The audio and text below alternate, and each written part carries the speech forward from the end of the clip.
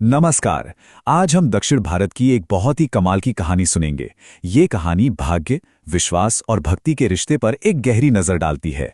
तो सवाल ये उठता है कि क्या अटूट आस्था मतलब सच्ची श्रद्धा किसी के भाग्य को बदल सकती है, वो भी तब जब खुद भगवान ने कह दिया हो कि ये तो नामुमकिन है।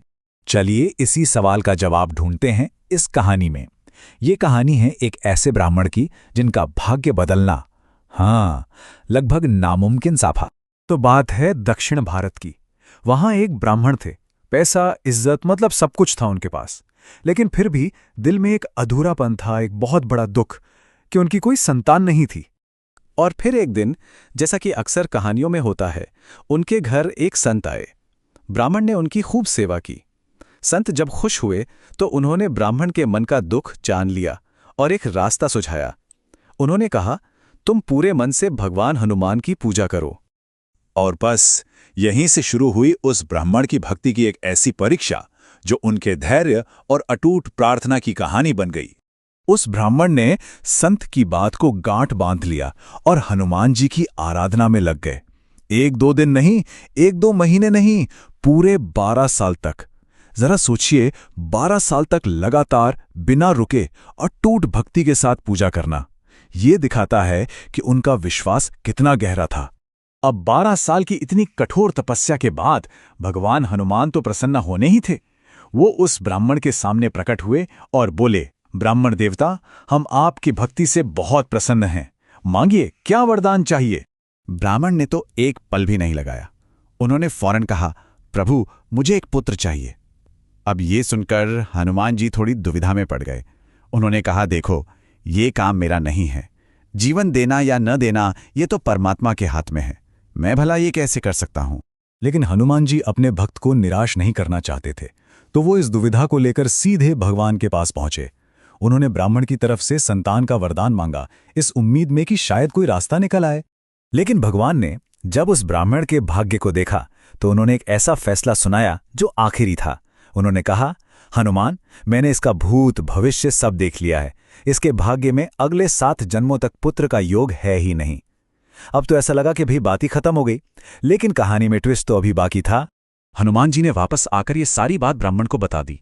अब यहां पर उस ब्राह्मण ने जो जवाब दिया ना, वो इस कहानी का सबसे जरूरी हिस्सा है। उसने कहा, प्रभु, अगर मेरे भाग्य में पुत्र लिखा ही होता तो मैं आपसे भीख क्यों मांगता? आप ही तो मेरी आखिरी उम्मीद है। अब जो करना है आप ही को करना है। ये था एक भक्त का अपने भगवान पर अटूट बिना शर्त वाला विश्वास। और इस विश्वास का असर देखिए।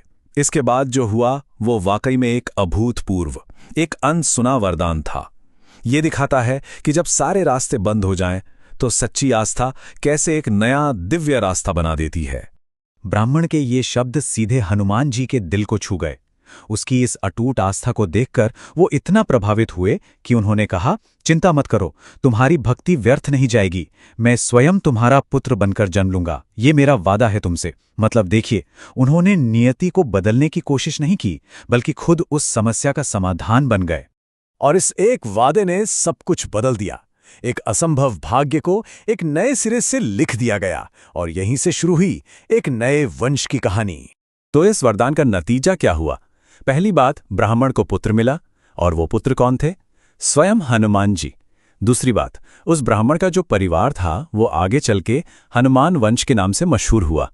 और आपको पता है, समय के साथ साथ जो प्रसिद्ध संत नाभादास जी हुए, उनका जन्म भी इसी वंश में हुआ था।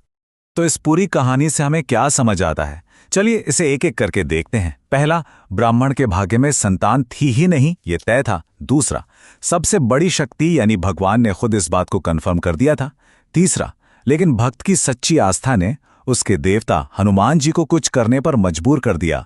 और चौथा और सबसे जरूरी, भगवान ने भी अपने भक्त की भक्ति का मान रखने के लिए उस भाग्य को बदलने की अनुमति दे दी। ये दिखाता है कि कैसे भक्ति भाग्य से भी बड़ी हो सकती है। तो ये कहानी आखिर में हमें एक बहुत गहरे सवाल के साथ छोड़ जाती है।